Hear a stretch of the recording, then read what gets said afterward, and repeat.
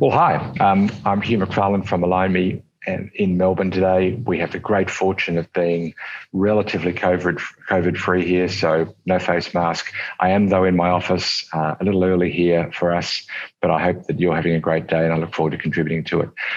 I want to explore the subject of how do you put the buyer at the center of your strategy. It's really easy for this to become a simple platitude, a punchline. Let's put the buyer at the middle of everything. That's such an easy throwaway line. How do you actually do that? And what's the impact on strategy? That's what I'm going to cover today in a B2B context. Okay, let's take a look at what is true today, the way we do things normally. We come up with some crazy innovation. We wrap that innovation up as a compelling solution to some kind of problem. We articulate it with a clear value proposition. We sell it to a preferred market through an established channel. That's normal, and it seems perfectly appropriate. In that context, how do we actually put the buyer at the center? Not so much what we sell, but what do they need and why do they need it? And I want to explore that through the prism first of each individual buyer's journey, from who on earth are you through to thank you very much. What does that look like in a B2B context? Well, let's start at the end, right?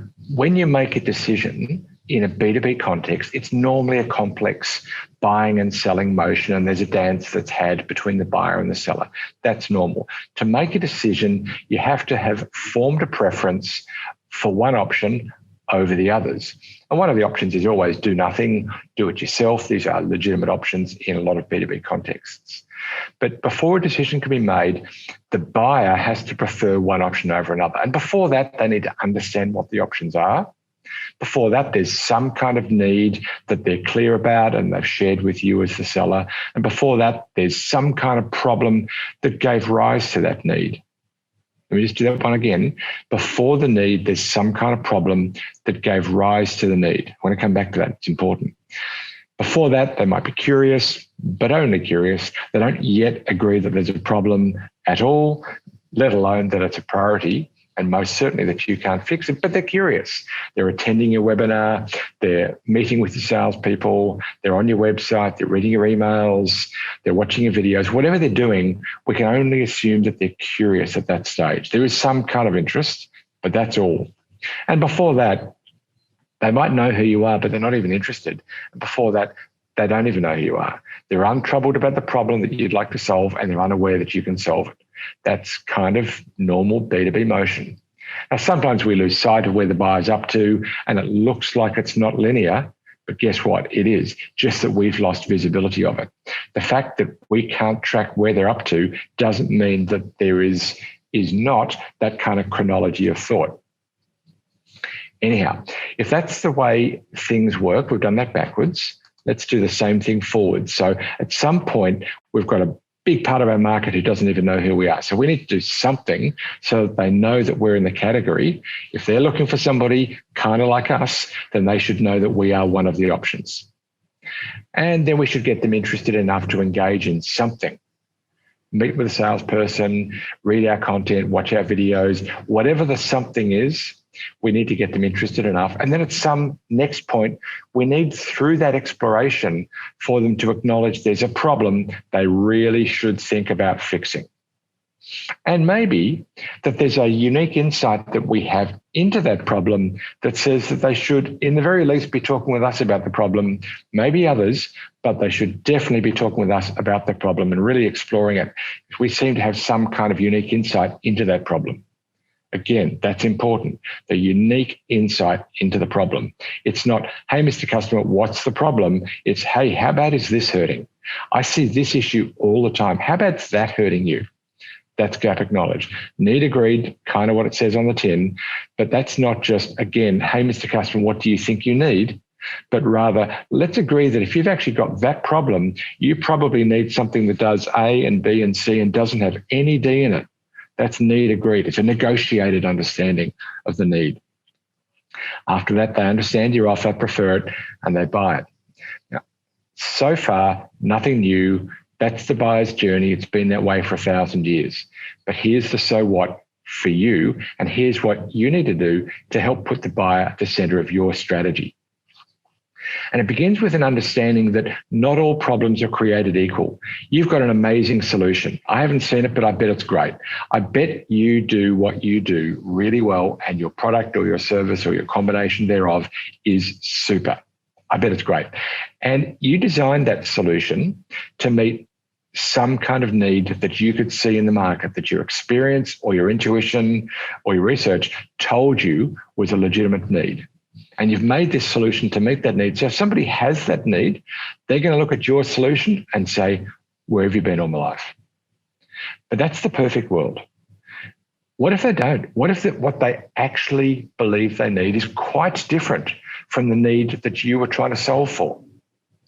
Well, there's probably another solution that actually meets that need. And if they're looking carefully, they look widely enough, and they think carefully enough, they're going to buy something else, and so they should, because that something else meets that different need better. Now, can you still try and sell them your solution against that wrong need? Well, you can, but your closure rates are going to go through the floor. You might be getting 1 in 3 normally, you're down to 1 in 10 now, because you're trying to convince somebody who wants to buy a dog that your cat is really cool. B2C example, I know, but you get the idea. What your best salespeople do, though, already, we don't need to change anything. What they already do today, if they're good, is they actually don't try and sell the cat to the dog lover. They actually change the concept of what's needed through good conversation, good information sharing, good questioning techniques like challenger selling and others. And they change the concept of what the buyer thinks they need at all, such that when they look at your solution, they say, again, that's what I need. Where have you been all my life? We can only do that if the buyer has the right concept of what they need. Now, again, that may not be news to your best salesperson. Stick with me because there's a punchline coming. There are some, soon, in a few steps, I want to get a bit more on the table first. There are some problems that give rise to that need, the one that you solve really, really well or you meet really well. And there are some problems that don't. They actually give rise to a different need. Can you convince somebody with the wrong problem in their mind that they have the need that you want them to have? Well, we kind of have to say yes, because that dotted diagonal red arrow is the horizontal red arrow. That's the dialogue. It's like, hey, you got that problem, but you really need this. But if it didn't make any sense, I'm going to go backwards here. If this didn't make any sense to try to sell them the wrong thing against the wrong need, but to change the need, then why does it make sense to try to convince them that what they need is this if they got the wrong problem? Well, it's kind of what we do today. Better would be to explore the problem, just like I was arguing, explore the need. Let's explore the problem. So I understand that you got those issues, and I've noted that. I'm all on board. Let me understand how this issue is affecting you as well. Tell me a bit about how that issue is affecting you as well. What I'm doing through that dialogue, whether that dialogue is my webinar or that dialogue is my salesperson, what I'm doing is I'm changing the concept of what they think the problem is so that they can conclude that they've got the need that I can meet better. Now, we're only going to do that if it's true. I'm not arguing that we should manipulate minds. I'm arguing that often you know what the problem is better than your customer does because you do it more often than they do. They might buy your thing once every 5 years. You sell it once every 5 weeks. Odds are you are more informed about this conversation than they are. That's what I'm arguing. But guess what? It goes one step further, right? I'm going to go backwards and then I'm going to go forwards. I think your better salespeople are already doing this, changing the concept of what's needed so that the solution can be seen in its best light. I'm arguing go a step further and a step earlier and change the concept of what the problem is. And now we're going to make a bigger point again, and that is that there are some markets that naturally, logically, easily are going to conclude that they've got the problem that you're wickedly good at solving. And there are some markets that just don't. They just don't. You can try. Better to change markets. So where does all that take us? Instead of we sell this stuff to this market, that's a seller-centric strategy. We sell this stuff to this market. It's really cool. Do you want to buy it? We shift to, we solve this problem for these businesses with this solution. Now, that's not just an articulation problem or an articulation challenge. As I've just explained, you actually need to change your market, change your problem, get super clear on it. So this is you shifting before you're asking the customers to shift. You've got to make this shift first.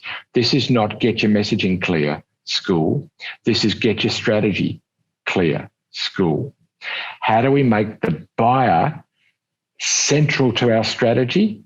By actually understanding what problem we solve better than anybody else, working out what part of the market has that problem, and making sure that our solution fully solves that problem. That's a buyer-centric strategy. But guess what? We've got to change the tactics as well. We need to find buyers who are able to be troubled about that problem. Remember the bubble conversation? I said some markets can easily be persuaded to that problem. Some markets can't. Well, guess what? We've got to find those buyers. Step one. Step two, we need to position with those buyers as somebody who really understands the problem and, by the way, has a solution to it.